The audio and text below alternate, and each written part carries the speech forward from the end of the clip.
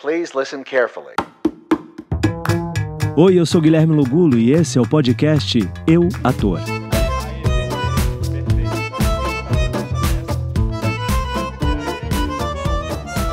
Aqui, Nicolas Prates, muito obrigado por participar aqui do podcast Eu, Ator. Estou muito feliz, né? Eu que te conheci bem jovem lá atrás, fazendo saltimbancos, e aí tive a oportunidade de fazer novela. E agora bater esse papo aqui, e eu já quero ir direto ao assunto assim. Se você pudesse escolher entre ser ator ou atleta, o que você escolheria?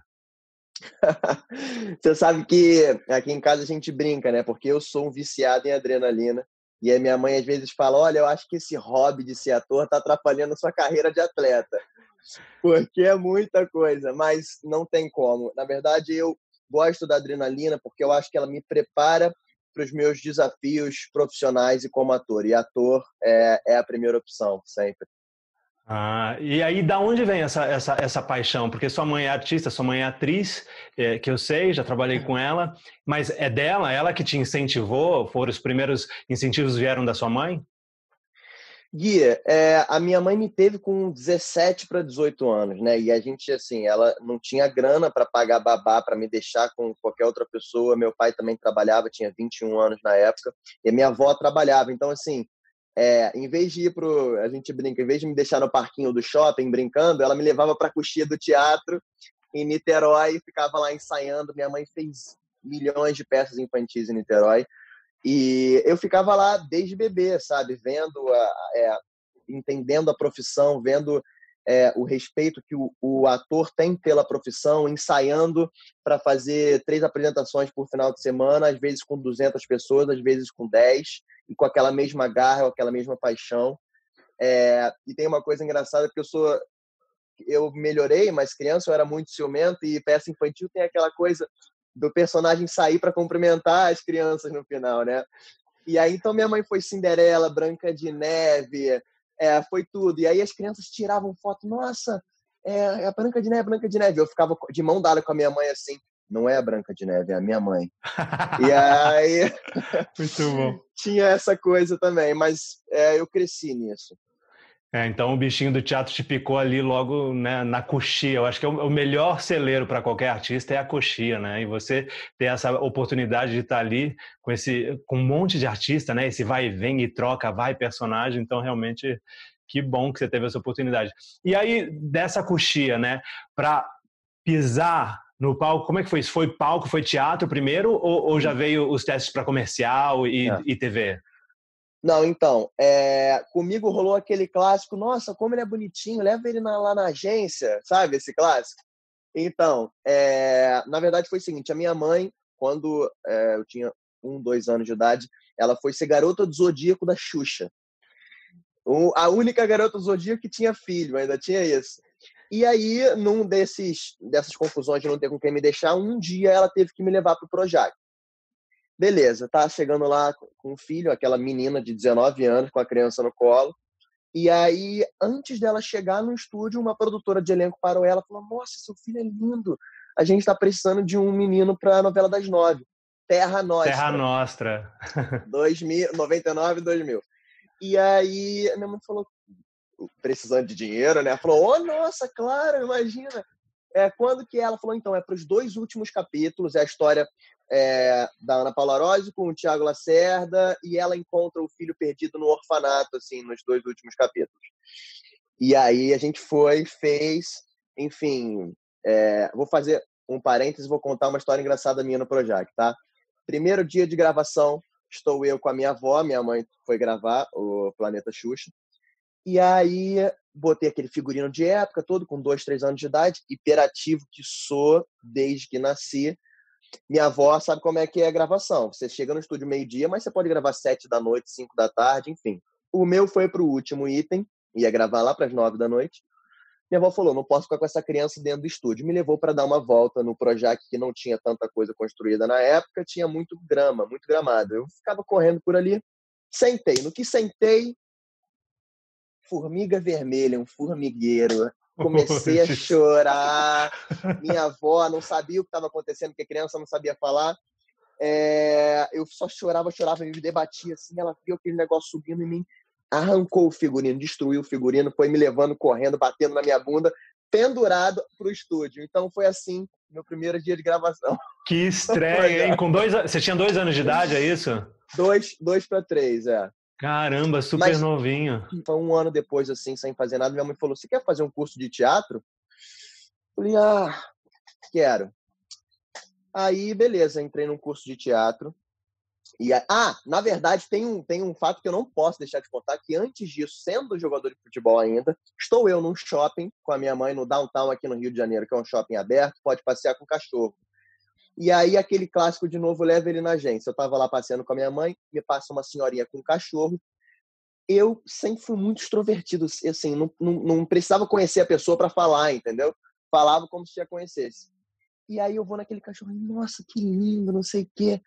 Aí a senhora, nossa, mas como ele é extrovertido, né? Bonito ele. Eu sou dona de uma agência no Rio de Janeiro. Caramba! Leva ele lá. Minha mãe, você quer? Eu falei, tá bom, quero e tal. Dane-se, nem sabia direito o que era. Não sabia nem que era para ser ator. Pensei que fosse para publicidade ou algo assim. Cara, o único teste que ela me chama foi para o Pedrinho do Sítio de Pica-Pau Amarelo. E aí eu faço aquele teste. Uma semana depois, eu faço a minha primeira viagem para fora do Brasil, que é o quê? Entenda. Minha mãe é atriz de musical. Vai para Nova York pela primeira vez. Ficar uma semana para ver Broadway e tudo, respirar aquele ar. E uma semana depois a gente iria para Orlando para eu conhecer a Disney. 15 dias de viagem. Ok, uma criança tinha 10 anos na época. Eu odiei Nova York, Gui. Odiei, assim.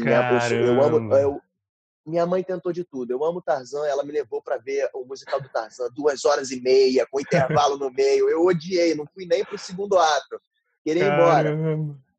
Faltando um dia pra gente ir para Orlando, a produtora de elenco me liga para minha mãe falando, olha, ele foi aprovado para ser o Pedrinho do Sítio do Pica-Pau Amarelo.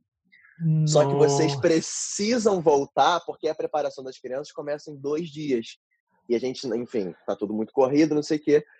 E minha mãe foi maravilhoso porque ela não me forçou nada. Ela desligou e falou, tá bom, já te ligo para te dar a resposta. Conversou comigo, eu lembro perfeitamente. Ela pegou na minha mão, olhou no meu olho. Coisa que mãe faz pouco, né, com a criança com 10 anos de idade. Então a criança meio que para assim e fala, olha só, aquele teste que você fez, você conseguiu, você passou. Só que a gente precisa, se você quiser, a gente vai amanhã ir embora para o Brasil, porque você vai ter que começar a trabalhar. Tá? Você não precisa aceitar, você tem que saber se você quer ou não.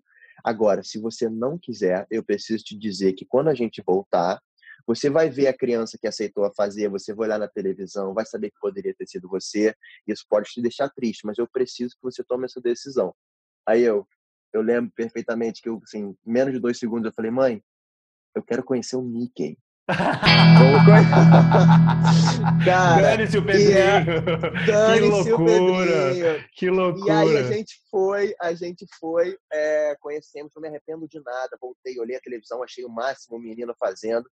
E a mulher da agência falou, olha, seu filho não nasceu para ser ator.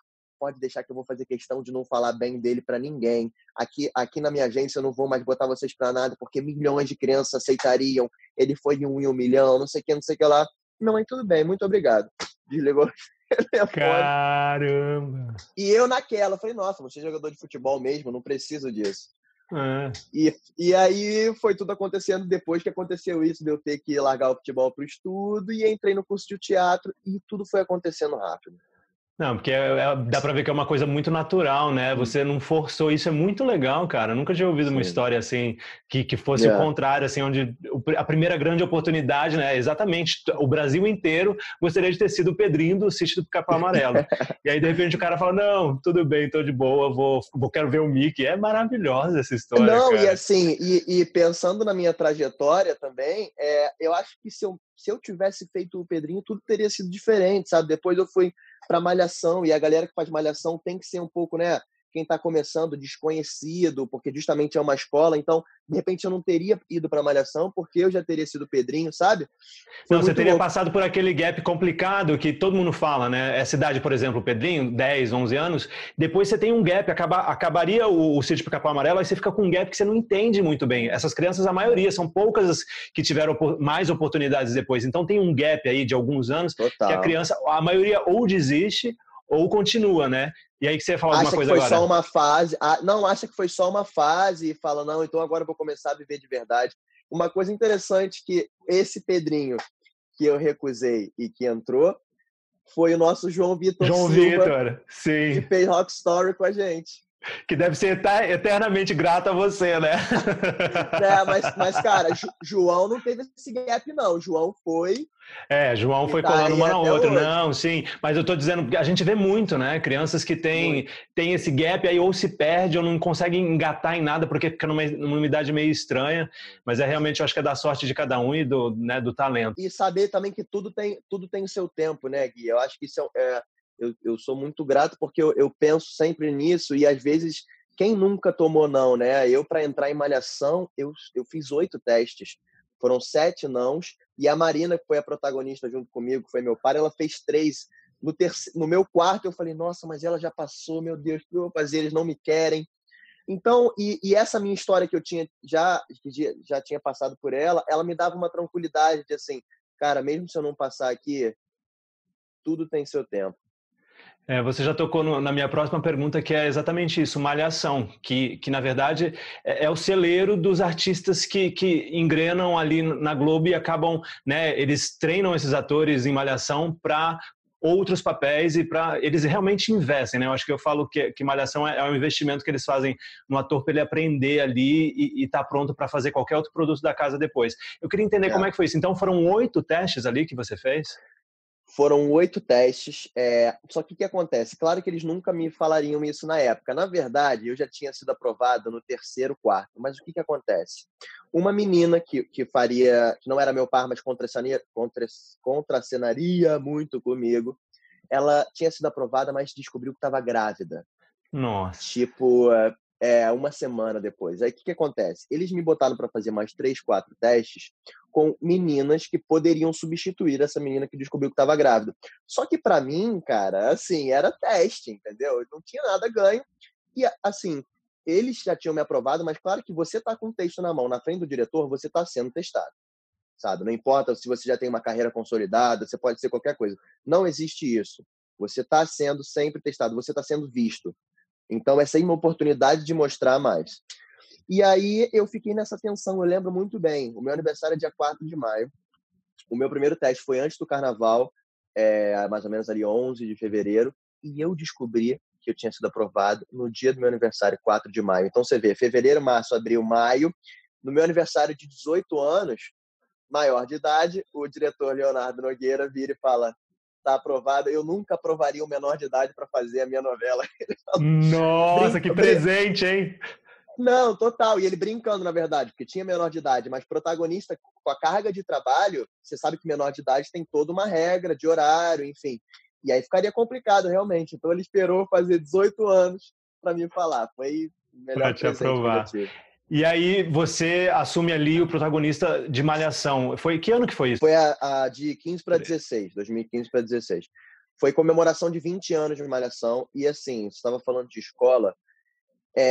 Eu lembro que eu parei de gravar Malhação no sábado, depois de 1 ano e meio, e descansei domingo. Segunda-feira a gente estava na preparação de Rock Story. Eu tive um dia de descanso. E eu não sei o que teria sido da minha vida realmente sem Malhação, porque esse 1 ano e meio sem parar, ele me preparou para encontrar depois um Denis Carvalho, para entrar numa novela das 7, para contracenar com Vladimir Brista, com Aline Moraes, com Erson Capri, sabe, com pessoas que eu sempre admirei e que ali eu me sentia confiante. Malhação, eu saí confiante de... eu pensava assim na minha cabeça, porque Malhação é uma loucura. Eu pensava, cara, se eu fiz isso, eu posso fazer qualquer coisa agora. Te Porque deu é a base, realmente né? Te deu a base ali, o alicerce para você continuar, né? tudo. Você aprende a trocar, sabe? Meus pais eram Marcelo Harold e a Vanessa Gerbelli. Eu lembro que, assim, Malhação, o formato da minha era assim, a gente fazia 4 dias de externa e 2 dias só de estúdio. Estúdio, para quem não sabe, é o cenário das casas das pessoas, cena de quarto, sala, jantar. E aí, esses eram os dias que eu mais aprendia, porque eram dias ali com eles, com os veteranos, cena de muita emoção, aprendendo, monólogo, enfim, bifes, assim, textos gigantescos de cenas de 4, 5 páginas, e depois delas tendo que gravar mais cenas. O estúdio de Malhação, para quem não sabe, tem na base de 35 a 40 cenas. Um de novela tem de 25 a 30. Então, Malhação, o estúdio é muito maior, claro, porque são menos dias, são só 2 dias na semana, novela tem todo dia estúdio. Mas é assim, é uma corrida contra o tempo que você passando por isso, você está preparado para o mundo da teledramaturgia. Então, foi uma base gigantesca para mim. E como é para você, assim, porque, né, o papel protagonista, a gente sabe que o volume de trabalho é muito grande, né? São muitos itens, muitas cenas para gravar num dia só.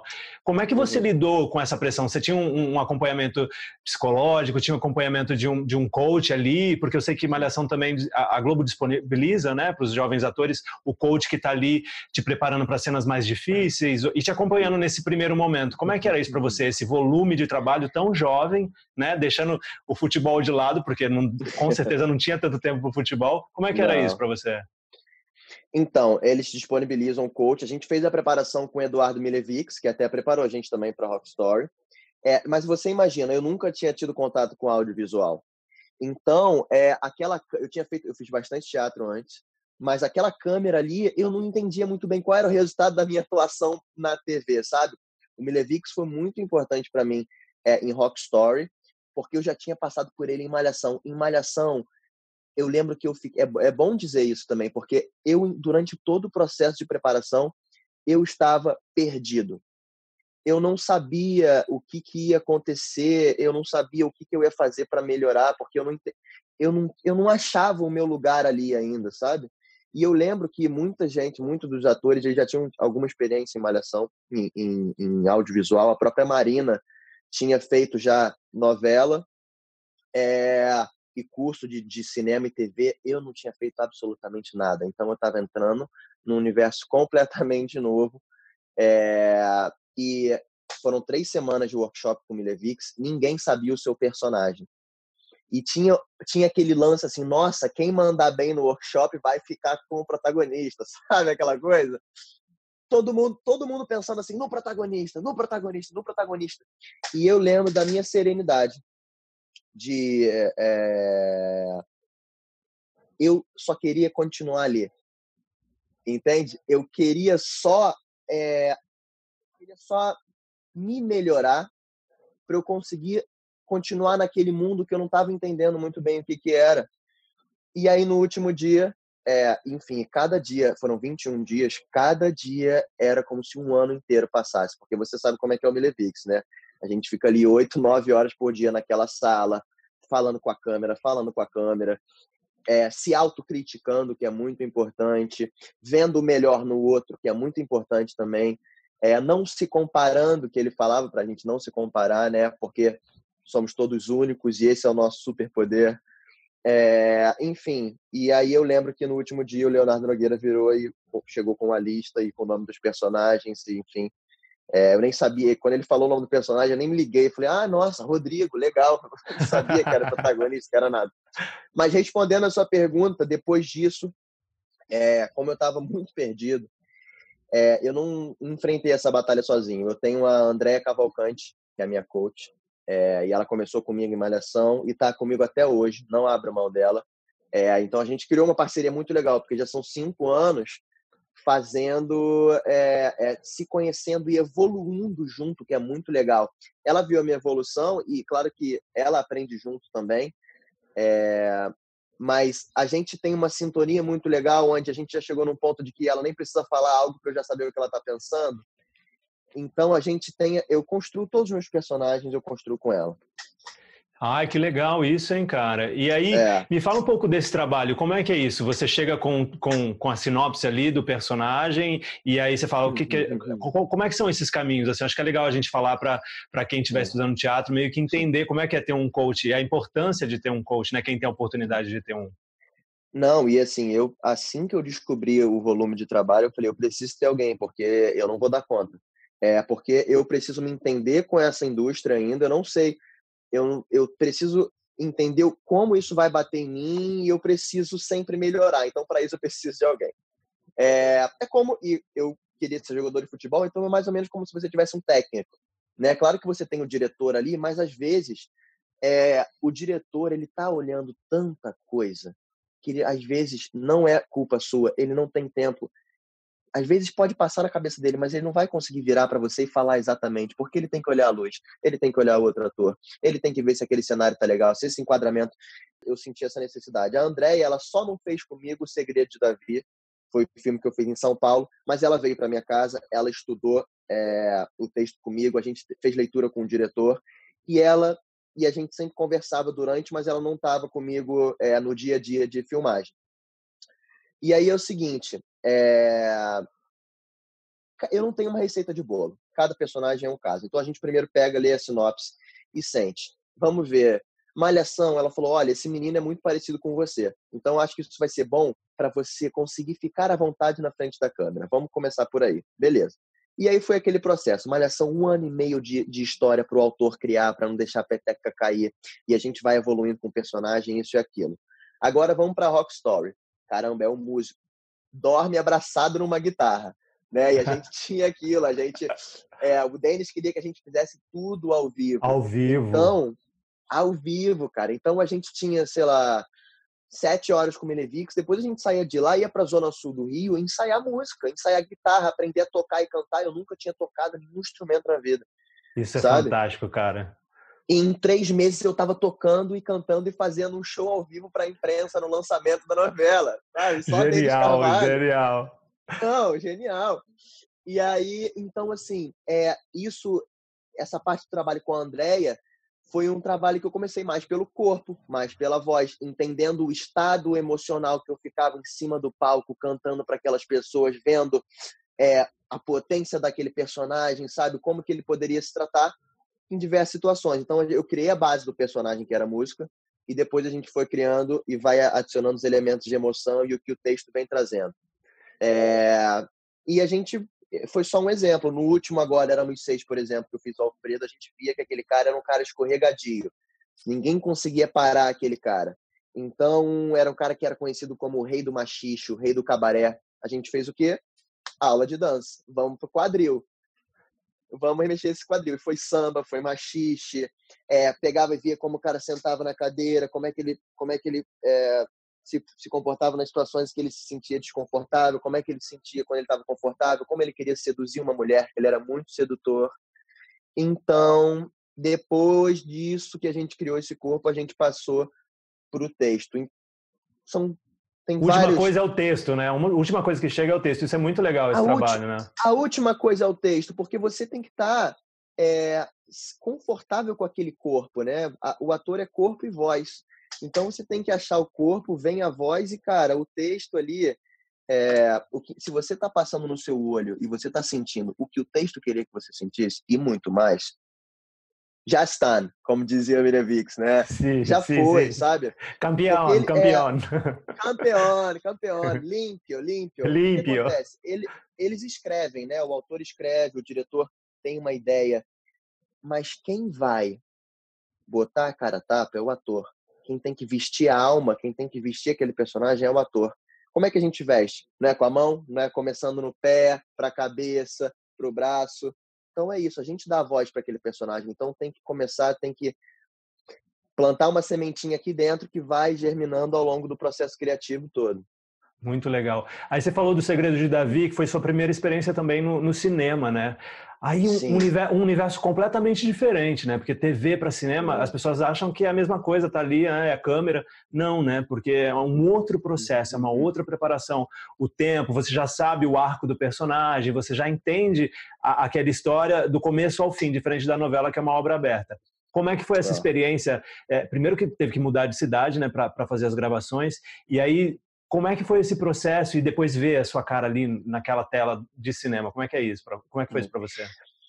Olha, foi um dos processos mais dolorosos e satisfatórios ao mesmo tempo que eu já tive. Porque foi o seguinte, eu tinha saído ali de 2 anos e meio de televisão direto, né? Emendou Rock Story com Malhação. E de Rock Story pro filme eu tive 2 semanas. Só que o que acontece? Esses 2 anos e meio eu tava ali amadurecendo e tal, tava me encontrando na TV e tava com a Andrea. O meu trabalho com a Andrea, depois que a novela começa, fica basicamente a gente se encontra no início da semana, passamos a semana inteira e por aí vai até acabar a novela. E tem semana que a gente nem se encontra, porque não sente necessidade. Claro que antes da novela estrear, tem um trabalho maçante de preparação de corpo, que foi o que eu acabei de explicar aqui. Depois que a novela estreou, que o bichinho do come-come começa, que a gente diz, vai perdendo frente, tem que fazer com uma rapidez, enfim, vira isso de uma vez por semana. E aí, de repente, eu me pego tendo que morar numa cidade que eu não conhecia São Paulo, sabe? Zero experiência em São Paulo. Num mundo novo que é o cinema, sem a minha preparadora, sem a minha família, voltava, não ia para minha casa, ia dormir num hotel. O elenco inteiro era de São Paulo, então só quem não voltava para casa era eu depois do teste, depois do set. E me encontrando num processo de um personagem que era muito obscuro, que era um serial killer psicótico, e naquele mundo bem escuro, enfim, tendo que desencadear umas emoções estranhas, sabe? Mas muito importante para o processo, com um diretor que cobrava muito, porque além dele ser o diretor, ele era o autor, então ele tinha tudo muito bem na cabeça dele, sabe? O Diego, eu digo que foi o processo mais doloroso, porque o Diego basicamente não me deixava improvisar, como a gente está muito acostumado a fazer em TV, sabe? Ele não me deixava solto. E foi muito satisfatório, porque você vê que você precisa escutar o diretor mais do que você achava que precisava, sabe? Eu tinha feito Malhação, que é um processo onde os diretores sabem que todos os atores estão começando e precisa ter paciência.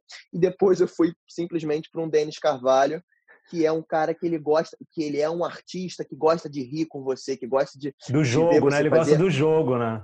Ele gosta, então ele gosta que você comece a propor, enfim. E de repente eu pego um cara que já tem tudo ali na cabeça dele e você tem que fazer nessa voz, entendeu? Você tem que fazer no jeito que tá. Caramba. Até eu entender isso foi muito doloroso e eu só entendi fazendo. E cada cena a gente passou no ensaio, nós fizemos um ensaio de 1 mês e foi assim que ele montou. Ele fez 1 mês de ensaio, 1 mês de gravação. Primeiro dia de ensaio vai ser exatamente igual ao primeiro dia de gravação. Segundo, terceiro. Então, o que acontece? Foi muito interessante. A gente fez o filme inteiro sem fazer. Ensaio, e depois a gente foi gravar na ordem que a gente tinha ensaiado, sabe? Nossa, Foi que bom, muito hein? louco. Que isso também É, é tipo teatro, né? Você ensaia e depois você faz exato. a... Primeiro ato, segundo ato, primeira cena, vai montando e depois você vê tá aquela máquina, aquela obra de arte feita, todas as peças encaixadas. E esse processo foi muito doloroso, mas foi um processo que me abriu muito a cabeça nesse sentido de, caramba, deixa eu ver o que esse cara pode fazer com que eu encontre em mim. Eu me descobri muito como ator nesse processo.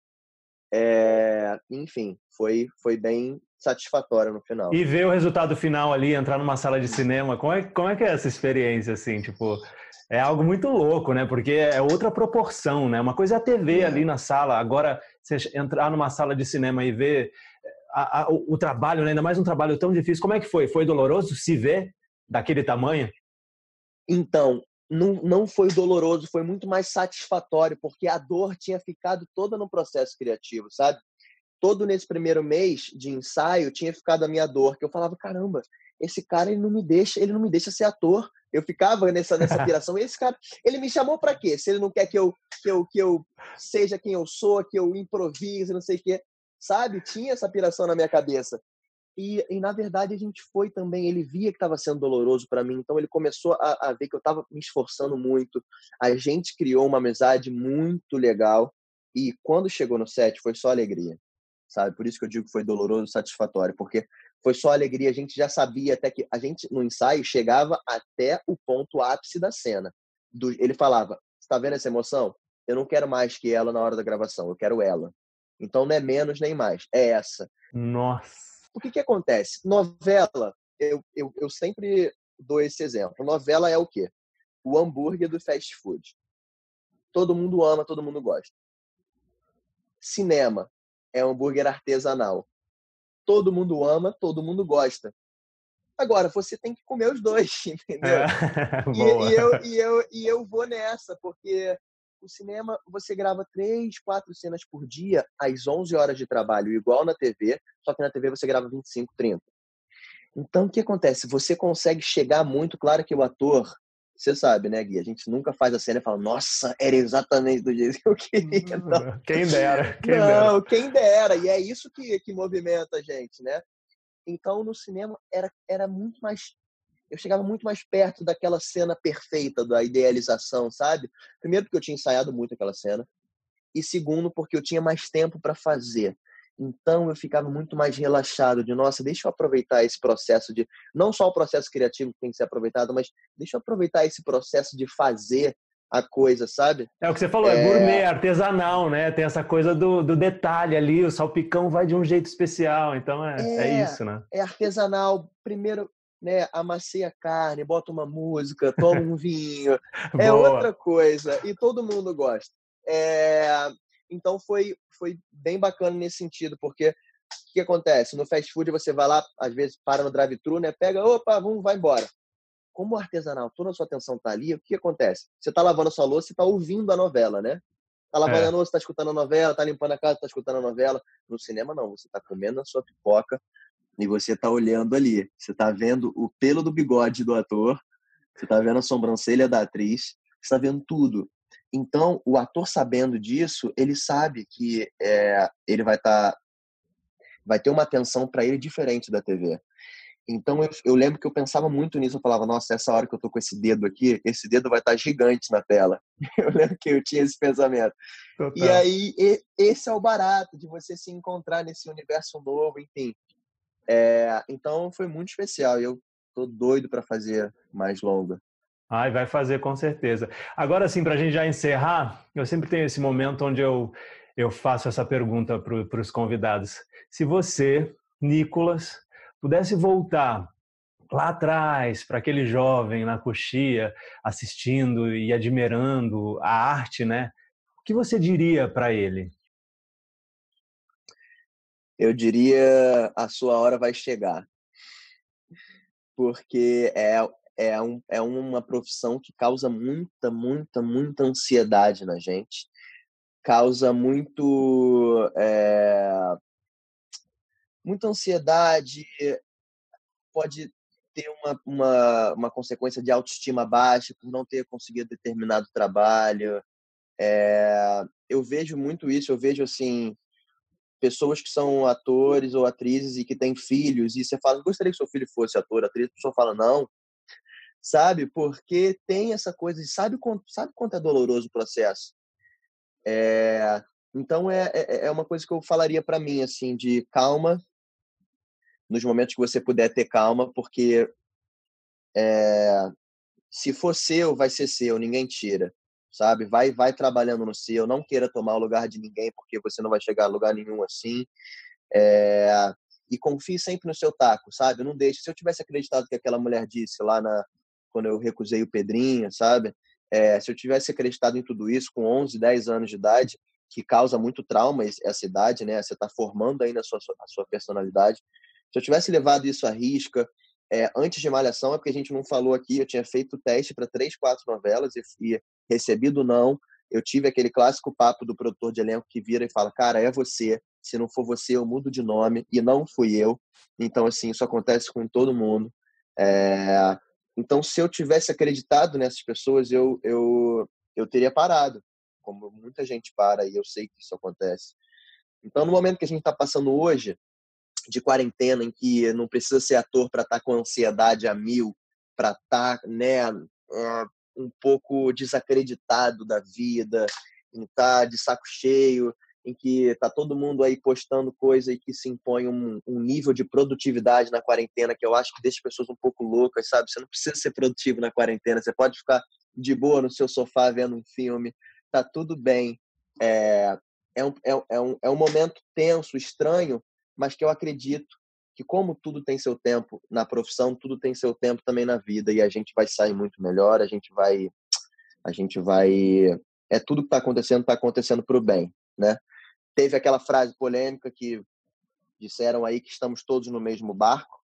Eu já estou entrando em outro assunto, Gui, desculpa, mas deixa eu só falar bora lá. Falando que está todo mundo no mesmo barco, e não está todo mundo no mesmo barco. Alguns estão numa mansão, outros estão no apartamento, quarto e sala, outros não estão nem no apartamento, outros estão na rua.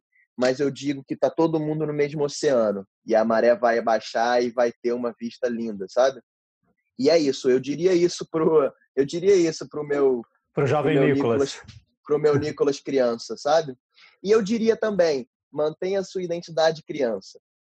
Mantenha a sua identidade criança, porque eu acho que é isso que mais ajuda em todo o processo criativo. A nossa criança interior está sempre com a gente. Ela não tem medo.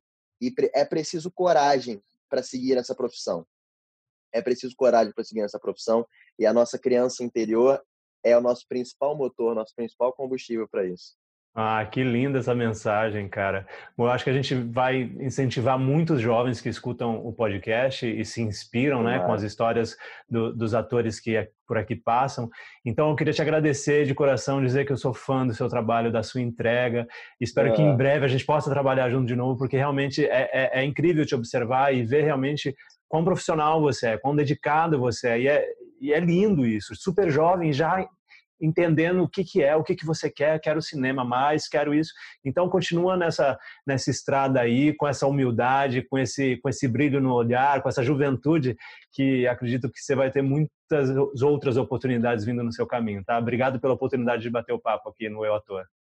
Amém. Obrigado você pelo meu primeiro podcast. Nunca será esquecido. Aí, garoto! E por ter me dado a oportunidade de falar, assim, eu também sou muito seu fã, eu te acompanho, você lembra que, acho que foi Kiss Me Kate, não foi isso? Foi Kiss Me Kate, Cara, minha mãe fez Kiss Me Kate, aí eu lembro que eu ia na coxia, porque eu queria ficar perto do Zé Maier, eu queria ver aquele ator gigante, e aí tava você na coxia, né, aquecendo, sapateado e pulando corda, e super focado. E eu lembro que eu falei, cara, olha aí, olha o trabalho dessa galera, e olha que sensacional, ninguém imagina, ninguém espera. Obrigado também e parabéns também por você ser o que você é. E parabéns parabéns por esse projeto que é sensacional, né? Ainda mais num momento como esse, que está todo mundo querendo conteúdo e está todo mundo querendo, né, ter uma mensagem positiva, ouvir algo positivo. Você, com isso aqui, está fazendo um bem danado para a humanidade. Genial. Obrigado, viu? Se cuida aí.